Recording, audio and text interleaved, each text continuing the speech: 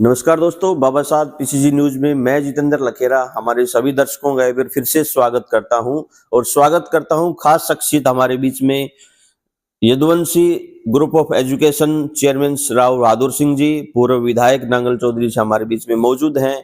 सभी सार्थक जो चर्चा हम करने वाले हैं, जो विधानसभा की जो चुनाव है वो संपन्न हो चुके हैं, अपने अपने विधायक हैं लोगों ने चुन लिए हैं, महेंद्रगढ़ के विधायक भी बन चुके हैं।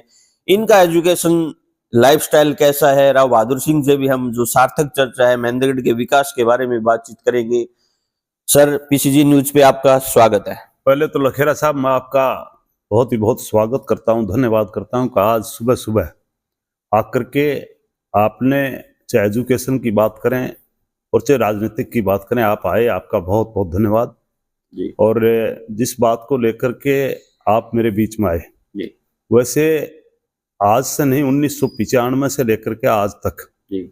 हम जिस प्रकार से एजुकेशन की बात करते हैं, जिस इलाके को, पूरे इलाके को 1995 से पहले जहां भी जाते थे जी। हमारे महेंद्रगढ़ इलाके को सब काला पानी कर करके, बैकवर्ड कर करके और हमारे से इतनी दूरियां बढ़ाने का काम करते थे। जी। जिस प्रकार से पीछे अंग्रेजों का राज था और हमारे जो भारत के लोग थे, हिंदू लोग थे, उनको देख करके गोरे लोग काला कर करके दूर हटने का काम करते थे। उसी प्रकार से 1995 से पहले हमारे इलाके के लोगों से कहीं न कहीं पूरे इलाके, हरियाणा प्रदेश की बात करें, देश की बात करें, हमें उसी प्रकार से कहीं न कहीं नकारने का काम करते थे। 1995 में भगवान कृष्ण के नाम से आपने और हमने मिलकर के एक पौधा लगाया जी। और उस पौधे ने जिस प्रकार के फल दिए, मैं ये कहूं कि 1995 के बाद में लंबा अरसा नहीं, 4 साल के बाद में जब रिजल्ट आया तो हमारे इलाके में एक कहावत थी कि भाई आईएएस का बच्चा आईएएस बने, आईपीएस का बच्चा आईपीएस बने, आईआरएस का बच्चा आईआरएस बने। और ये भी कहावत थी कि कहीं कर्नल लेफ्टिनेंट का बच्चा, कर्नल का बच्चा फौज में लग करके जाए। लेकिन जिस प्रकार से डॉक्टर का बच्चा डॉक्टर बने, लेकिन पूरी तस्वीर को बदलने का काम किया। भगवान कृष्ण के नाम से आपने एक संस्था बनाई, उसके जितने भी साथी थे मैं उनका भी धन्यवाद करूंगा। 4 साल के बाद में जब पहला रिजल्ट आया तो आपके इस इलाके में कोई फार्मर का बच्चा, कोई रेहड़ी वाले का बच्चा और कोई अपने आप में ये कहूं कि बहुत ही लो परिवार से थे। जी। जी। 4 बच्चे पहली बार 1995 के बाद में 98-99 में 4 बच्चे आपके पीएमटी, मैं ये कहूं कि एमबीबीएस में निकले। जी। तो पूरे इलाके में एक ही बात थी कि बच्चे निकल नहीं सकते। कहीं न कहीं बहादुर सिंह शराब का ठेकेदार है और किसी न किसी से मिलकर के साठ गांठ कर करके बच्चे निकालने का काम किया। लेकिन जब दूसरी साल रिजल्ट आया तो आप के इस यदुवंशी से 12 बच्चे निकले और 12 बच्चे निकलने के बाद में लोगों का रुझान हमारी तरफ बढ़ा। अच्छे परिवारों के भी बच्चे आए और जो कोई लो क्वालिटी के परिवार थे, जिस प्रकार से मैं था, क्योंकि मैं अपने आप में भी मैं बहुत छोटे से परिवार में पैदा हुआ, मैं उनको भी प्रायोरिटी देने का काम करता था और उस वजह से पूरे इलाके की तस्वीर बदली। और उसके बाद में मैं उन लोगों का भी धन्यवाद करूंगा जो हमारे यदुवंशी स्कूल को देख करके लोगों ने और स्कूल बनाए, हमने उनको मोटिवेट भी किया और उसकी वजह से पूरे इलाके की तस्वीर बदली। आज महेंद्रगढ़ में मैं कह सकता हूं, पिछली सरकारें थी कुछ, मेरे ख्याल में हमारे साथ में कहीं इंसाफ नहीं था, लेकिन जिस प्रकार से कांग्रेस की सरकार रही, बीच में अन्य भी कई सरकारें आई। जी सर, मैं एक बार आपको रोकना चाहूंगा। नो डाउट कि महेंद्रगढ़ शहर में जो एजुकेशन का जो पौधा है वो राव बहादुर सिंह ने बोया। पब्लिक भी कहती है, हम भी मानते हैं इस चीज को। जैसे जैसे समय का बदलाव हुआ और हमने आपसे जैसे सार्थक चर्चा भी की कि जैसे राव तुलाराम जी का जो स्टैचू है आज जो चौक पे बन रहा है, यादव धर्मशाला का बनना है, राव ये जो भीमराव अंबेडकर का जी जिस तरह के इनके स्टैचू बनाए गए हैं, एजुकेशन से हटके जिस तरह आपने इन चीजों में कैसे भागीदारी अपनी सुनिश्चित करने का निर्णय लिया? देखो, जहां तक के बात राव तुलाराम जी की है, राव तुलाराम जी हमारे इस इलाके के, पूरे देश के बहुत बड़े कर्णधार थे। राव तुलाराम आज से नहीं आपके बीच में 1857 में सबसे पहले अगर कोई बीड़ा उठाने का काम किया हमारे इलाके में तो राव तुलाराम जी ने सबसे पहले बीड़ा उठाया। अंग्रेजों भारत छोड़ो और भारत को आजाद कराने का काम करो, लेकिन वो अपनी लड़ाई लड़ते रहे। नसीबपुर में जिस प्रकार से हमारे यहाँ के, चाहे मैं ये कहूँ कि हमारे बुजुर्ग और राव तुलाराम के साथ में काफी शहीद हुए, आज भी उस मिट्टी को जो उठाते हैं तो आज भी अपने आप में खून जैसा दिखाई देता है। राव तुलाराम जी 1857 से लेकर के लड़ाई लड़ी और उसके बाद में राव तुलाराम जी अपने आप में कहीं न कहीं विजय नहीं कर पाए और यहाँ से उनको जाने पर मजबूर होना पड़ा। और जाकर के जिस प्रकार से राव तुलाराम ने लड़ाई लड़ी, वो जब हम इतिहास पढ़ते थे, हमारे बुजुर्ग बताते थे, उसको लेकर के मेरे मन में एक टीस थी, क्यों नहीं हमारे इलाके में जिस प्रकार से राव तुलाराम ने सबसे पहले अगर इस इलाके को आजाद करवाने का काम किया तो हम उसकी स्टेचू लगाने का काम करें। वो दिन मेरे याद हैं। मैं राव वीरेंद्र सिंह जी हमारे पूर्व में इस हरियाणा प्रदेश के मुख्यमंत्री भी होते थे, हमारे बहुत बड़ा नेता थे, उनको मैं अपने गांव में लेकर के गया था और उन्होंने मेरे से एक ही बात कही कि आप हो तो राजस्थान के लेकिन हरियाणा में आपने बहुत बड़ी तरक्की की है और उसको लेकर के आप हरियाणा के लिए भी कोई न कोई काम करें। तो मेरे मन में एक ही टीस थी कि भाई राव तुलाराम से बड़ा और हमारे कोई योद्धा नहीं हो सकता। तो मैंने वहीं से एक मन में धारणा लगाई और मैंने राव तुलाराम की स्टेचू बनाने का निर्णय लिया। मैं धन्यवाद करूंगा क्योंकि निर्णय मैंने लिया, लेकिन यहाँ आपके बीच में एक एसटीएम हमारे वीर राजा शेखर बंदरू होते थे, वो बड़े नए लड़के लग करके आए थे और उन्होंने मेरे को जिस प्रकार से मोटिवेट किया, उन्होंने ये जगह दी, बल्कि उन्होंने एक बात कही कि ये सरकारी जगह है, आपको 1 लाख रुपए देने पड़ेंगे। मैंने 1 लाख रुपए दिए और जगह लेने का काम किया और जिस प्रकार से वीर राजा शेखर ने भी मुझे मोटिवेट करने का काम किया और हमने इस राव तुलाराम की स्टेचू के साथ साथ में जब मैं ये बना रहा था तो वीर राजा शेखर अपने आप में बिहार से थे। उन्होंने मेरे को एक जगह और भी मोटिवेट किया कि आप अंबेडकर की भी मूर्ति लगाने का काम करें। हमने ये दोनों बिड़ा उठाने का काम किया। राव तुलाराम के लिए लोगों के बीच में गए, लोगों ने भी मुझे अच्छा तन मन धन से सहयोग देने का काम किया। इसी प्रकार से हमने अंबेडकर के मेरे साथियों को इकट्ठा किया, उसमें भी लोगों ने मेरे को बढ़ चढ़ करके सहयोग देने का काम किया और हमने दोनों इसलिए लगाए कि राव तुलाराम तो 1857 के सबसे बड़े, मैं ये कहूँ कि देश की आजादी के लिए लड़े थे और जिस प्रकार से संविधान को लिखने का काम किया, आजाद होने के बाद में सबसे पहला अगर संविधान लिखने का काम किया तो बाबा भीमराव अंबेडकर ने किया। इसलिए हमने जरूरी समझी कि इस आदमी की भी हम स्टेचू लगाने का काम करें। उसके बाद में एक दौर आया जिस प्रकार से हमारे यादव समाज था वो अपने आप में कहीं कहीं ठगा सा महसूस करता था और मेरे पास में इस इलाके के बुजुर्ग आकर के काफी दिन से वो परेशान थे यादव धर्मशाला बनाने के लिए और उन्होंने मेरे को एक ही बात कही कि भाई बहादुर तू जाना तेरो काम जाना, हम तो इसमें कामयाब नहीं हुए।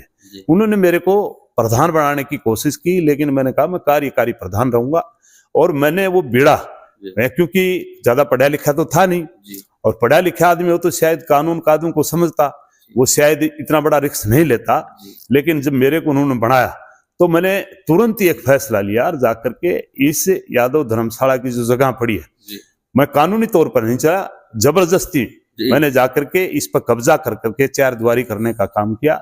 उसके बाद में मेरे खिलाफ मुकदमा भी दर्ज हुआ क्योंकि पीडब्ल्यूडी का तारकोल पड़ा था और वो मुकदमा दर्ज हुआ। भगवान ने थोड़ा सा दिन बाद में हमारे माननीय ओम प्रकाश चौटाला जो मेरे अपने राजनीतिक गुरु हैं, उन्होंने उनको इस हरियाणा प्रदेश की कुर्सी मिली, मुख्यमंत्री बने और उन्होंने ये जगह मेरे को अलाट करने का काम किया।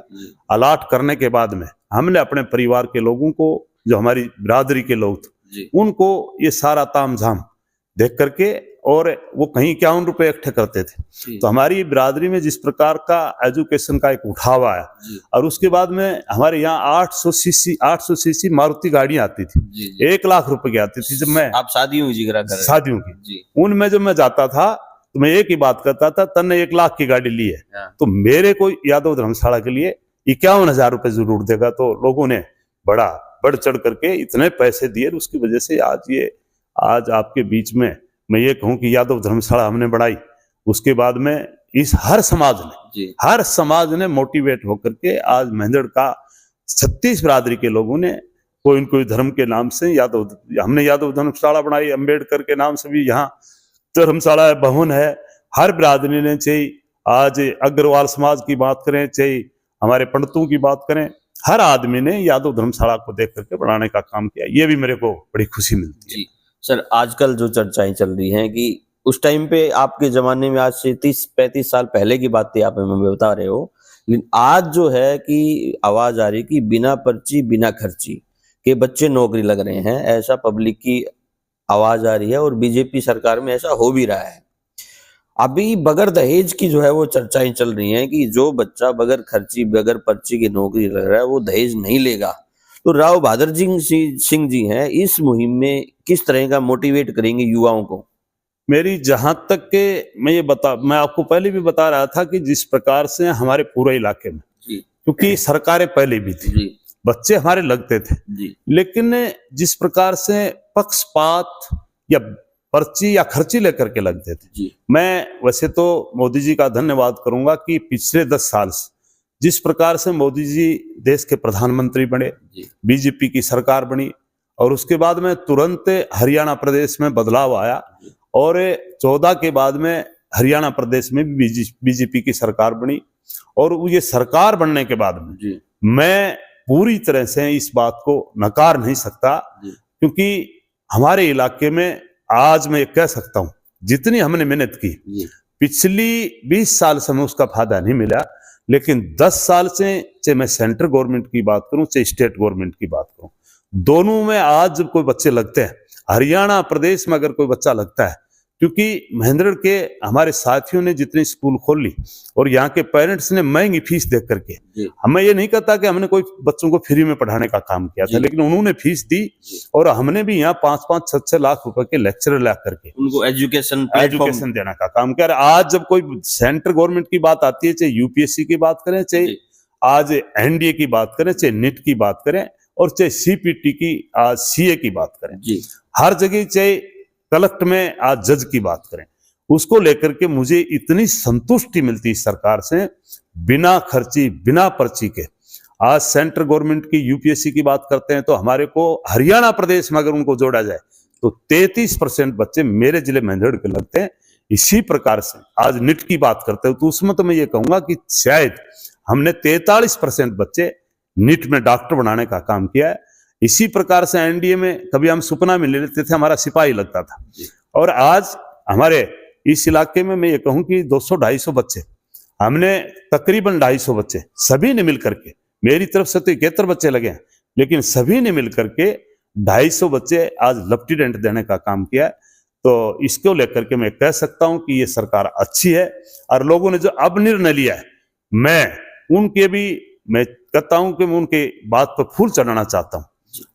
अभी सर, जैसे हमने खर्ची पर्ची की बात की, अभी महेंद्रगढ़ शहर की तरफ लौट के चलते हैं। जिस तरह से विधानसभा के चुनाव हुए और किंग मेकर में कहीं न कहीं राव बहादुर सिंह जी की जो भूमिका है, वो लोगों की आवाज आई कि किंग मेकर की जो भूमिका है वो राव बहादुर सिंह ने निभाई। कंवर सिंह जी के साथ खुले मंच पे आना और घर घर गांव गांव में जाके वोट की अपील करना, महेंद्रगढ़ विकास के लिए सर एक प्रमुख जो मांगे हैं, और कंवर सिंह जी से भी हमने कई बार चर्चाएं की हैं इस मांग को लेकर कि जैसे जिला मुख्यालय एक अहम जो चीज है, जिला हेडक्वार्टर ऑफ नारनौल है, और महेंद्रगढ़ की जो जनता है वो अभी भी डीसी और एसपी साहब जितने भी अधिकारी हैं वो नारनौल बैठते हैं। तो राव बहादुर सिंह से भी जनता इस मुहिम को लेकर एक अपेक्षा रखती है, तो कंवर सिंह जी के प्रति और इस तरह की जो चीजों को आप कैसे देखते हो?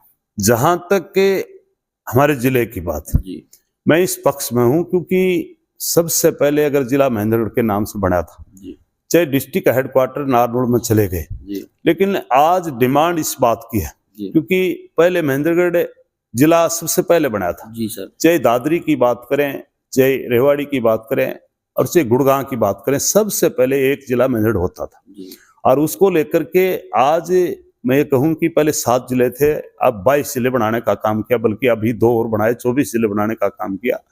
तो मैं आपको विश्वास दिलाना चाहता हूं, क्योंकि मैं पहले चाहे किसी अन्य पार्टियों में था, लेकिन मुझे पूर्ण विश्वास है कि आने वाले टाइम में हमें नारनौल को अलग जिला बनाने का काम करेंगे, और महेंद्रगढ़ का जो नाम है, ये है ही महेंद्रगढ़ जिला, इसको यहाँ जो डिस्ट्रिक्ट हेडक्वार्टर है वो अलग ला करके यहाँ सरकार से प्रार्थना करेंगे कि वो इस मांग को, हमारी पुरानी मांग है, इसको पूरा करने का काम मुझे पूर्ण विश्वास है कि बीजेपी सरकार पूरा करने का काम करेगी। और जहां तक विकास की बात मैं कह सकता हूं, वैसे तो जहां तक के मैं 45 साल से हमारी इस महेंद्रगढ़ पे 2 आदमी ही राजनीतिक तौर पर पूर्ण तौर पर यहाँ विधायक रहे और पूरी तौर पर कहीं न कहीं उनको मौका भी मिला, लेकिन वो अपने आप में इतना काम नहीं करवा पाए जितना और डिस्ट्रिक्टों में हुआ। उससे आज भी महेंद्रगढ़ में कम काम हुआ।